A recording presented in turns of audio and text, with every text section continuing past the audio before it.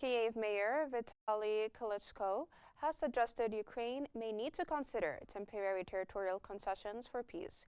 He acknowledged that President Zelensky might be forced to accept a painful compromise, although the public remains firmly opposed to Russian control.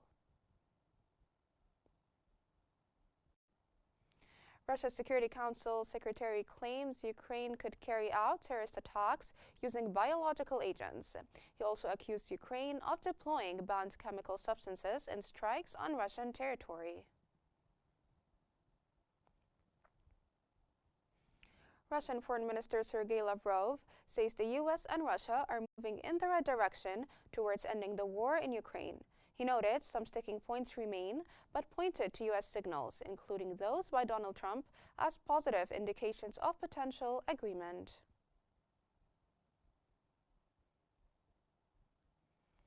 U.S. President Donald Trump's envoy, Steve Witkoff, met with Russian President Vladimir Putin in Moscow today in what Trump has described as a pivotal moment for diplomacy aimed at ending the war in Ukraine.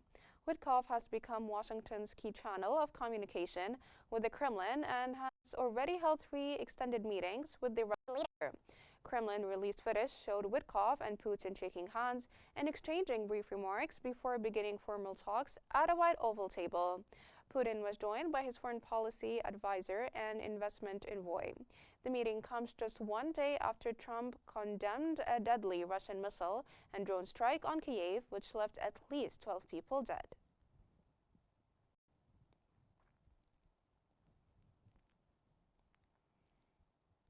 The Ukrainian delegation meeting with allies in London this week has reaffirmed the country's core principles for any future peace talks, according to a statement by the Ukrainian Foreign Ministry.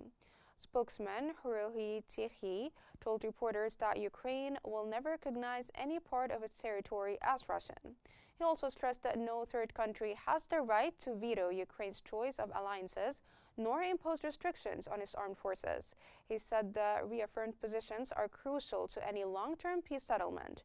He emphasized that Kyiv will not accept limits on its defense capabilities or military air aid from its partners. Друге, Україна ніколи не погодиться на будь-яке обмеження своїх збройних сил, сил оборони України, оборонних спроможностей, оборонної промисловості. Russia shot down 87 Ukrainian drones, according to the Russian Defense Ministry, with the strikes affecting multiple regions, including Belgorod, Kursk, Bryansk, and Moscow oblasts. Meanwhile, at least 12 people were killed and over 100 injured in strikes on Ukraine's capital, Kyiv. The ministry also reported that Russian forces launched several offensives on Wednesday, targeting Ukrainian military airports, industrial enterprises, and drone production facilities in regions like Kharkiv and Zaporizhia. The Ukrainian Air Force confirmed large-scale missile and drone attacks on Kyiv and other locations, with Ukrainian forces successfully shooting down over 100 targets.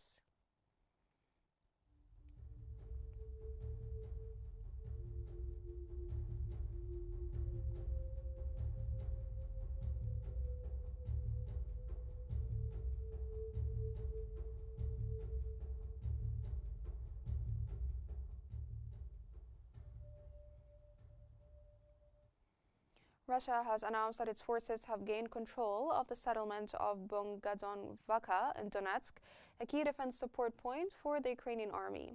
The Russian Defense Ministry stated that over the past 24 hours, Russian forces carried out cluster strikes with high-precision weapons and drones, targeting Ukrainian aerospace, mechanical manufacturing, and rocket fuel production facilities, successfully hitting all designated targets.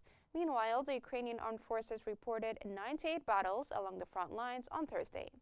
Russian forces launched 39 attacks in the Pokrovsk direction, with Ukraine repelling 23 and 16 ongoing. Airstrikes were also carried out on several settlements in the area.